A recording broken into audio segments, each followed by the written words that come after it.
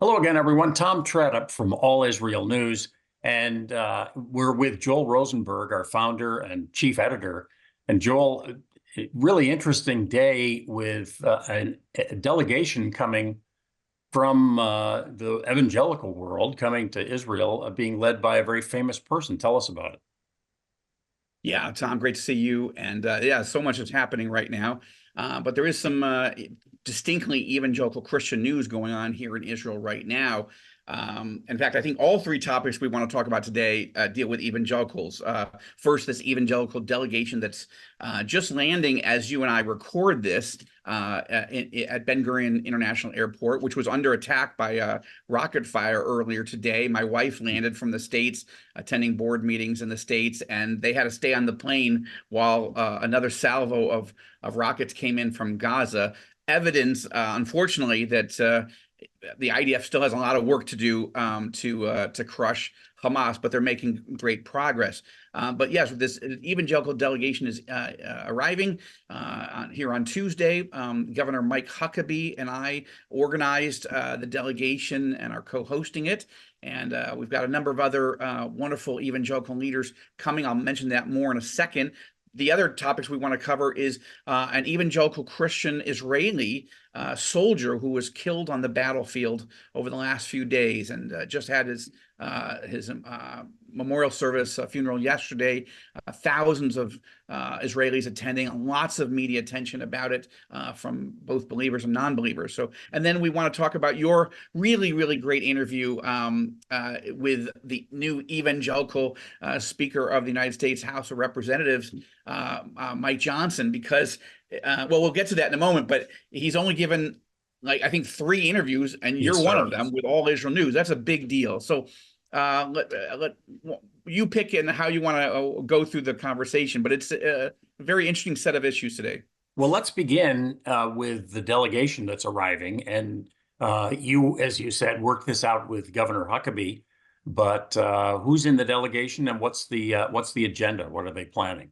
Yeah, it's a solidarity mission, we're calling it. And I think it's really important because not that many evangelical leaders at sort of the more major level have actually been able to come since October 7th. Franklin Graham being the most prominent, Yes. who came about a month ago. And of course, we covered that at All Israel News, and it was very, very important. He himself, Franklin, hadn't been in the country in years, so that was really, really great. This and then a number of just Christian pastors on their own or bringing some volunteers to help have come in over the last few months, and that's been great. But Governor Mike Huckabee is, of course, one of the most prominent, influential evangelicals in the United States. Of course, former governor of Arkansas, whose daughter now is the governor of Arkansas, Yes. and former White House press secretary. Mike Huckabee, of course, a former presidential candidate, two-time presidential candidate, and somebody who loves Israel so much, he's been coming several times a year for 50 years. And it's really kind of amazing. This is his first trip back, though, since the war began. And I'm really, really grateful that he came and wanted to put this delegation together to show solidarity with Israel and the Jewish people. As so much of the world turns against Israel in the media, at the UN and elsewhere, it's important that Christians are showing very publicly our love and support for Israel. Some other wonderful dear friends, former U.S. Ambassador for International Religious Freedom, Sam Brownback, Brownback, is yes. coming as well. Brownback, the former, I met him maybe 25, almost 30 years ago when he was a U.S. member of the House of Representatives, a congressman, Kansas, right. as a freshman from Kansas. Then, of course, he became senator, then governor of Kansas, and then eventually appointed by President Trump to be the U.S. ambassador for international religious freedom, really advancing the Trump administration's very healthy and positive pro-religious freedom agenda all over the world. And that's actually a law that Brownback wrote as a senator, never imagining that the position that he was creating, among a whole other set of things that were in that piece of legislation, that he would end up one day being asked to serve in that post. So I think it's really great that he's coming. A member of All Israel News's board of directors for our nonprofit that oversees us, Near East Media, is former U.S. ambassador to the UN Human Rights Council, Ken Blackwell. Of course, the UN Human Rights Council has gone crazy in the years since, but Yes. when Blackwell was there, Ken was amazing, and he helped spearhead the effort to overturn the UN resolution that stated that Zionism, the idea that Jews have a right historically and biblical to come back and resettle in our ancient homeland, that Zionism was racism. That was something that was passed at the behest of Arab and Soviet leaders back in the early 1970s, and was a pernicious anti-Semitic, anti-Israel thing. And Ken Blackwell really helped lead the charge in his role. He's gone on to, he serves at the Family Research Council. He serves on the board of JINSA, the Jewish Institute of National Security Affairs, super pro-Israel. I mean, Ken, I think, started back in the 1970s also with one of the mayors of Jerusalem, helping to show, in his case, as an African-American evangelical, how much Israel and the Jewish people mean to followers of Jesus Christ. So it'll be It's great to so have Ken interesting here. to me that you mentioned the three people you've brought up, Joel. Governor Huckabee from Arkansas, Ken Blackwell, who hails from Ohio, Right. Sam Brownback from Kansas. Really gives you an idea of the breadth across the United States of representation in this delegation. And it really speaks volumes of the fact that they would come to Israel, despite the fact the war is still going on. You mentioned your wife arriving and having to stay on the plane there at Ben Gurion Airport while rocket attacks were happening.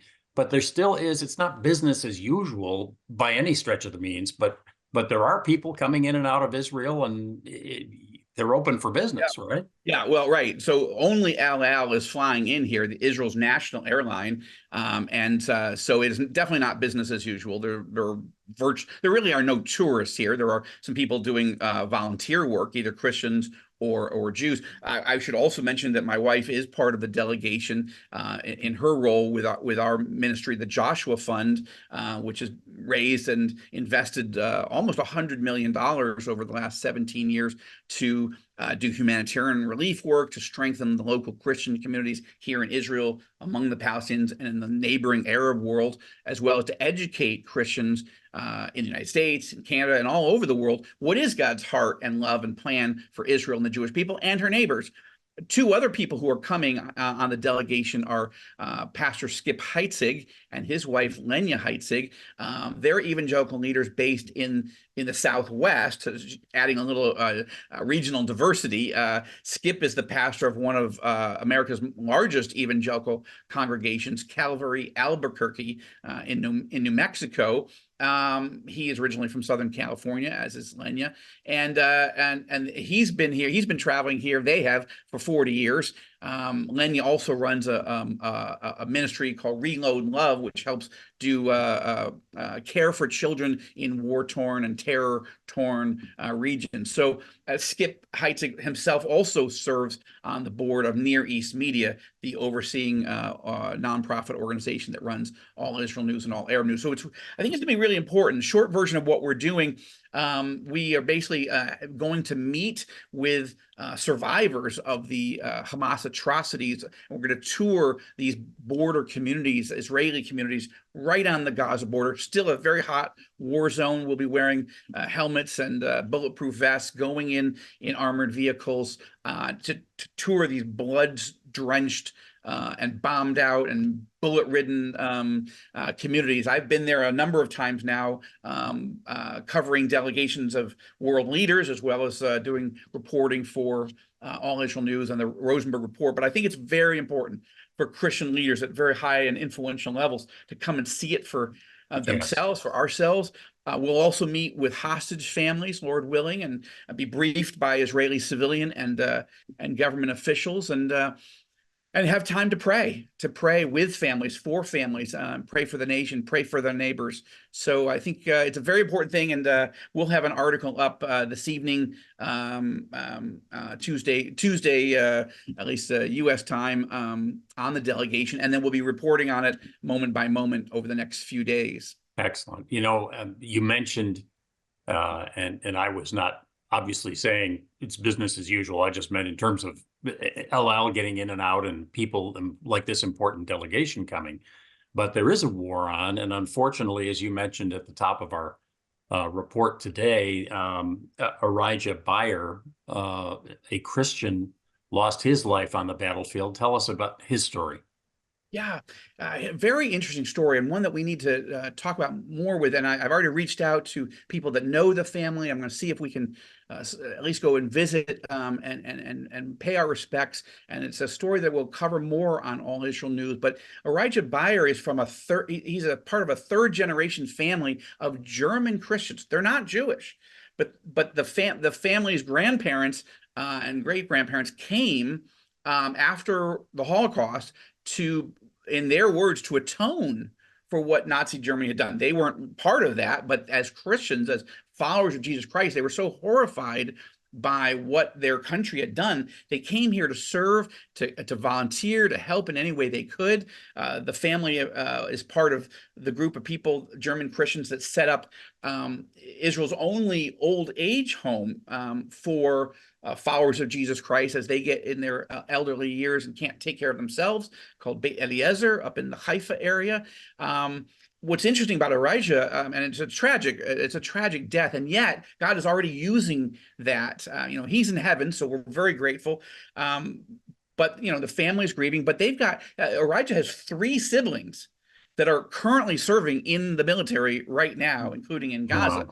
So it's not a Saving Private Ryan moment, but it is challenging because in such an intense combat situation, there's the risk that family could lose more than one of their 4 kids. One of the other things, and I encourage people to go to All Israel News to see the story because it's one of our lead stories. It may be the top story at the moment, but is how the Israeli society and the media here has covered Elijah Beyer's death on the battlefield as an IDF combat soldier, because it's been very widely covered and very positive.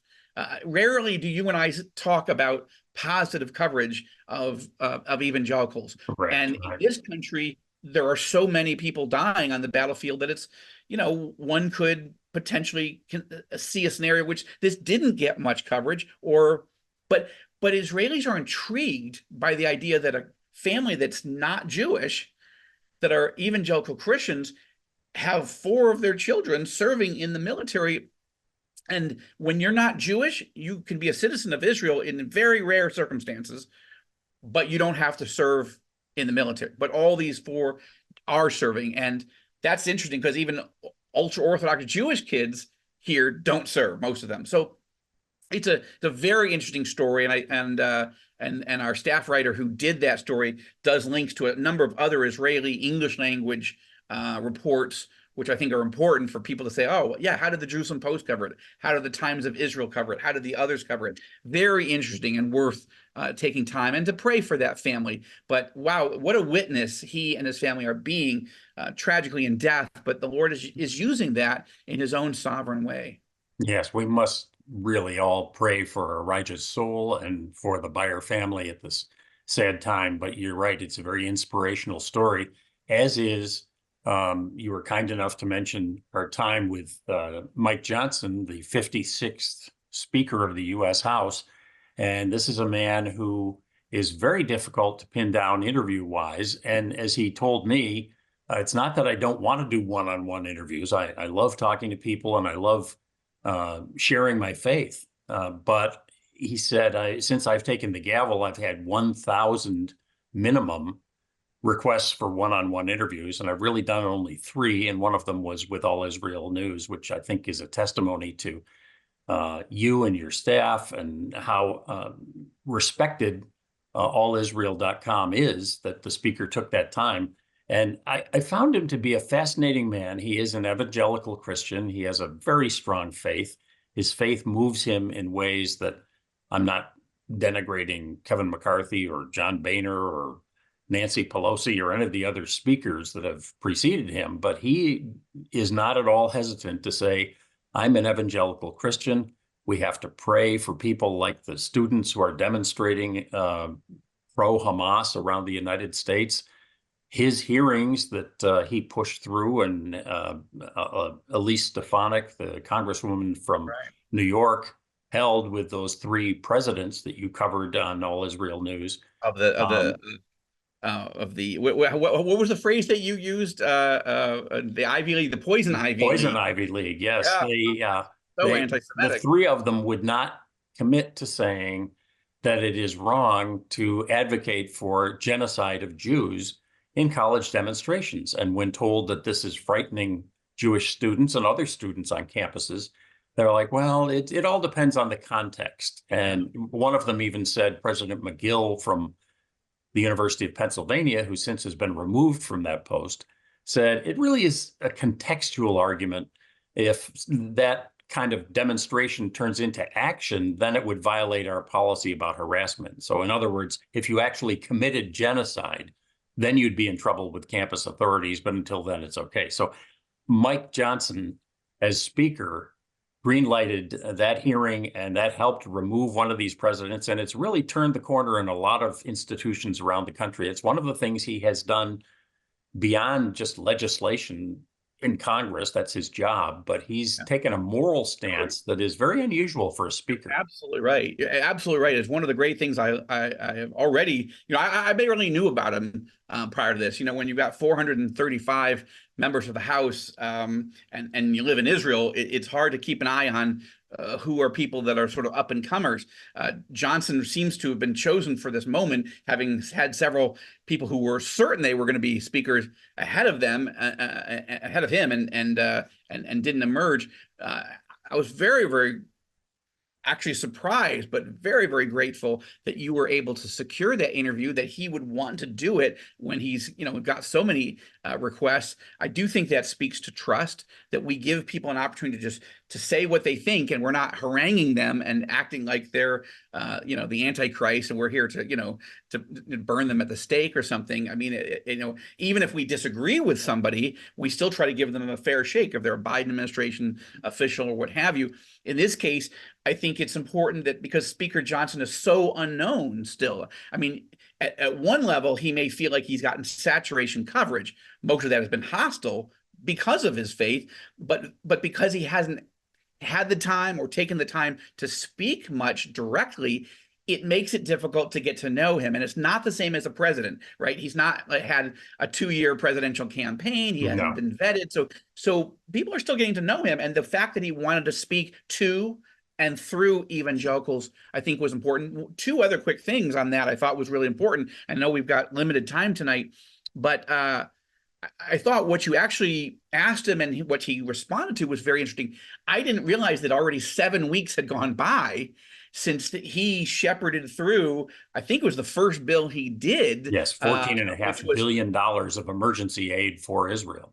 Right, with a standalone bill where Chuck Schumer, the Senate majority leader, could have just gotten that done. Biden could have signed it, but both Biden and Schumer want this package to be so almost like an omnibus bill with all kinds of other Christmas ornaments on it.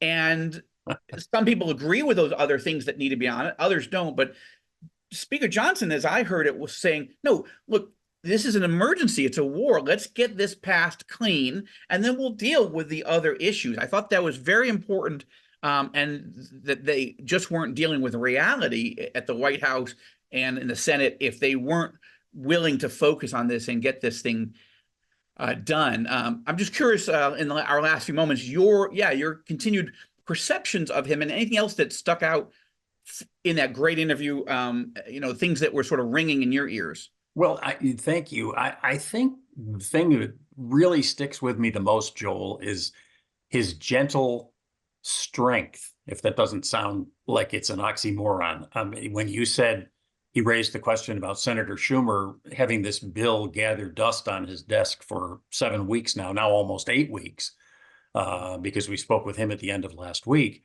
Right. He said he didn't club him over the head. He didn't yell at him or anything. He just said, I thought this was important, given that there's a war on and the emergency needs of us supporting our best friend, our best ally, Israel. I guess Senator Schumer's priorities are not the same as mine, but I hope we can get this done. It was sort of the velvet shiv, as I call it.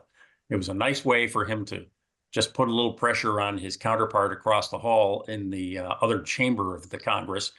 And whether or not he prevails, I think that kind of approach is going to help, because he has a very slim majority, the Republican Party does, in the House. And it may get even slimmer with Kevin McCarthy's retirement in just a week or so. And so he's going to need to work with Democrats. He's going to need to work with the various factions of the Republican Party and his caucus. And he really is, for such a time as this, to use the phrase, he's the right man for the job.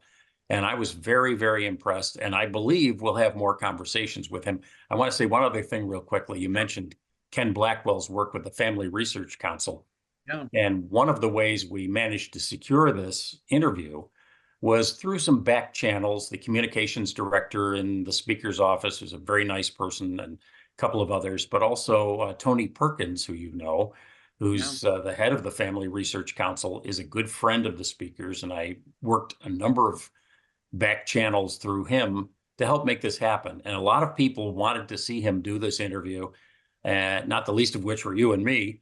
And we were very happy that he took the time, and I believe we'll hear from him again in the future. Well, great job. Kudos. And I think I wish we had more time, but as the delegation is inbound, I ought to go and welcome them as they're about to arrive. But thank you, Tom. I appreciate the chance to spotlight these particular issues. I think the U.S.-Israel relationship is so important. And I'll just say one last thing. Look, I was impressed that Speaker Johnson attended the massive pro-Israel rally on the mall there in Washington, and I loved the picture with him in a bipartisan, holding up hands with the Jewish Senate Majority Leader. Yeah, they disagree on a lot, but they actually don't disagree on aid for Israel or standing for Israel. So it's hard to understand. Politically, much less morally, much less as an alliance, why the Senate and the White House haven't insisted to themselves, we need to get this thing done and move on and work on other issues. So that's a problem. You were able to get the speaker to talk about that. I think I agree that his tone, his style is not, it's not Trumpian, and it's not Gingrichian. Gingrich was a great strategist, but sometimes he was so used to being a bomb thrower when he was in the backbenchers. Sometimes he had a hard time adjusting to the bright lights of the speakership. But so far, so good with Speaker Johnson, and I hope that he can be effective in getting that bill signed into law. Tom, thank you so much for this opportunity to talk to you. We'll keep you updated as we continue here in the delegation. Thank you, Joel. God bless, and good luck with the delegation. Thanks so much.